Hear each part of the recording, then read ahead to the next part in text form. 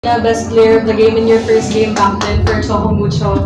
10 excellent sets and 7 points. Ano lang masasabi mo sa naging performance mo tonight? Pwede na po akong maging spiker. Grateful po. It was, sabi nga ni Coach, team effort po siya. So, hindi ko po yun magagawa if hindi din po dahil sa effort ng teammates ko po. Dina, how are you siguro physically in terms of yung conditions? May jitters pa rin ba kanina in your first game back after 5 months or naging natural lang din yung transition mo pagbalik? Ano po, medyo kabado. Nilalamig po ako kanina. Pero ayun nga,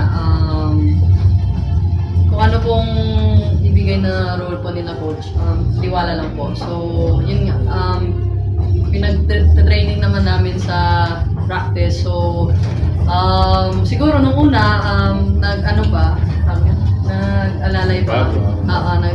Pero, I think also it's because matagal na po kasi kami magkasama. So, kahit nawala ako ng ganun katagal, na babalik man din naman pagkabalik ko sa play. So, hindi ganun kahirap.